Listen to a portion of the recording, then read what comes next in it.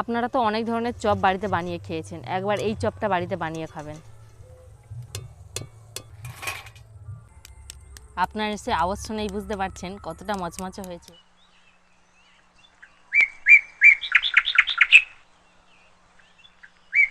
নমস্কার বন্ধুরা, Shipra kitchen with village ফুডের আপনাদের সবাইকে অনেক স্বাগত।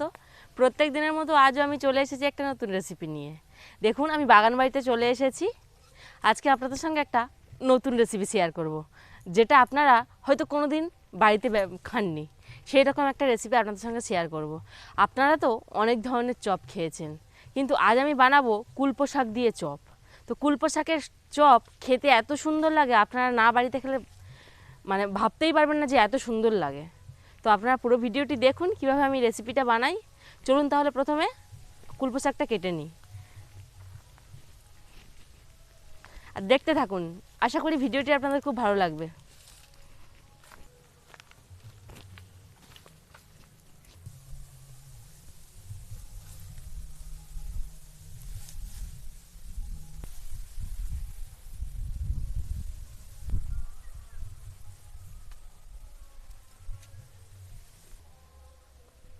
আপনারা হয়তো অনেকে কুলপো শাকটা চেনেন, আবার অনেকে চেনেন না, অন্য নামে হয়তো চেনেন। তো আপনারা কে কী নামে চেনেন আমাকে কমেন্টে জানাবেন।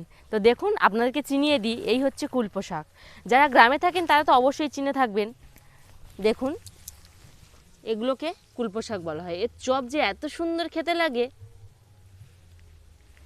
এর আগাগুলো একটু বড় বড় সাইজ করে কেটে নেব এইভাবে।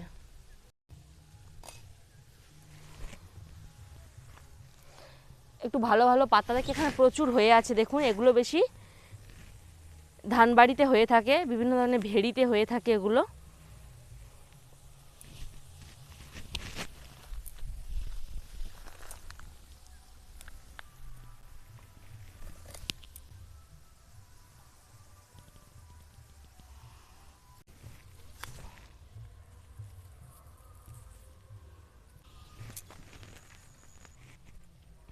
এর গায়ে আবার কাঁটা থাকে, আপনারা একটু বেছে বেছে নেবেন।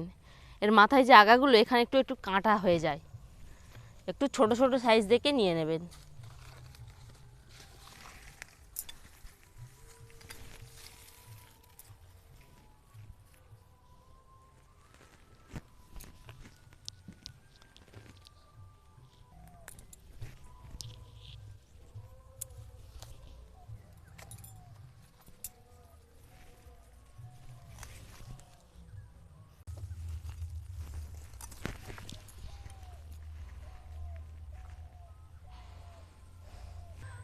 তো অনেকগুলো কুলপো শাক তুলে নিয়েছি।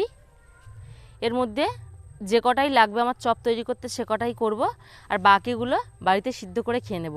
এই শাকের কিন্তু অনেক গুণাগুণ আছে। শরীর দুর্বল থাকলে, শরীরে রক্ত কম থাকলে এই শাক আপনারা সিদ্ধ করে খাবেন, দেখবেন অনেক উপকার পাবেন। চলুন তাহলে রান্নাঘরে যাই, কীভাবে বানাই পুরো ভিডিওটি দেখুন।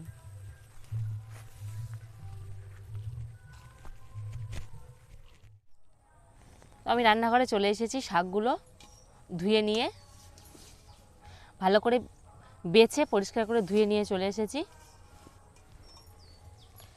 আর একটা পাত্রে আমি এখানে নিয়ে নিয়েছি কিছুটা বেসন, একটা ব্যাটার তৈরি করে নেব। তো এর মধ্যে প্রথমে দিয়ে দেব আমি চালের গুঁড়ো, যেটা দিলে এই চপটা একদম মচমচে হবে। 2 চামচ দিয়ে দিলাম লবণ, হলুদ গুঁড়ো, লঙ্কা গুঁড়ো।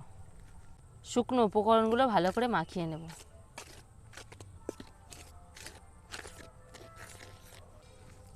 এই কুলপোর মধ্যে একটু লবণ দিয়ে দেব, একটু লঙ্কা গুঁড়ো, যাতে একটু ঝাল ঝাল খেতে লাগে।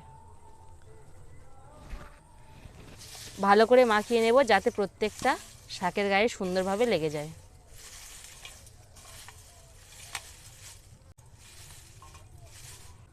এবার সামান্য সামান্য জল দিয়ে একটা ব্যাটার তৈরি করে নেব।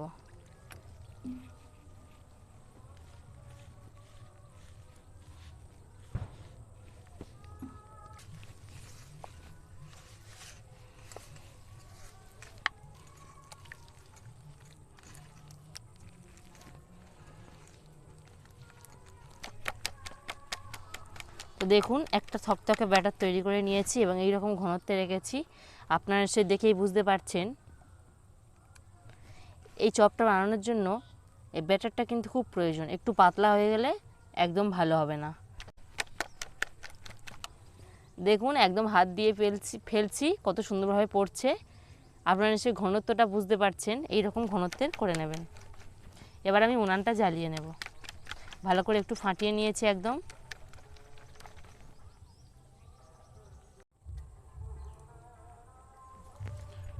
এইভাবে একটা করে কুলপো নেব, বেসনে এইভাবে চুবিয়ে নেব, তেলের মধ্যে ছেড়ে দেব।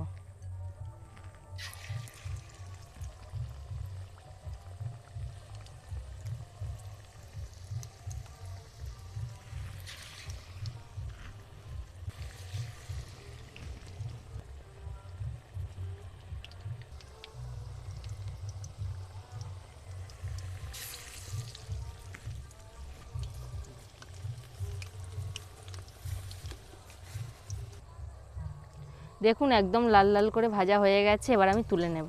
কতটা সুন্দর হয়েছে দেখুন।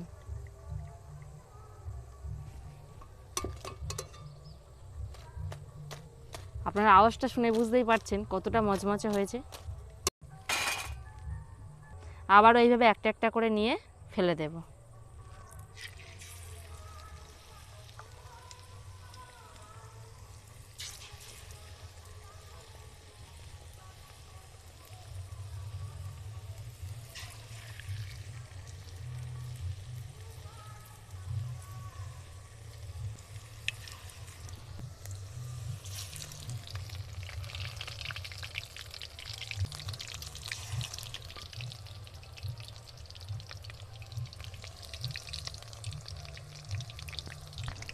কতটা সুন্দর ফুলছে দেখুন, একদম ফুলে গেছে দেখুন।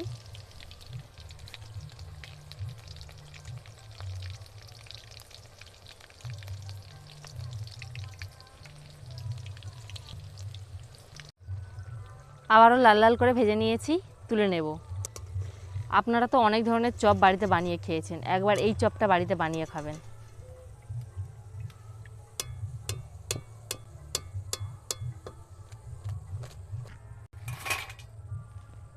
এইভাবে সবগুলো ভালোভাবে ভেজে নেব।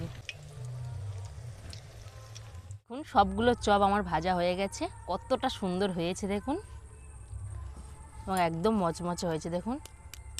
আপনার এসে আওয়াজ শুনেই বুঝতে পারছেন কতটা মচমচে হয়েছে। খেতেও তেমন অসাধারণ খেতে লাগে। আপনারা তো বিভিন্ন ধরনের চপ খেয়েছেন, কিন্তু একবার এই কুলপো দিয়ে চপটা বাড়িতে বানিয়ে খাবেন, কতটা সুন্দর খেতে হয় আপনারা শুধু দেখবেন আর আমাকে কমেন্টে জানাবেন কতটা ভালো লেগেছে। আমার এই রেসিপি যদি আপনাদের ভালো লেগে থাকে তাহলে প্লিজ আমার ইউটিউব চ্যানেলটিকে সাবস্ক্রাইব করে দেবেন, আর যারা ফেসবুক থেকে দেখছেন তারা পেজটিকে ফলো করে দেবেন। নমস্কার।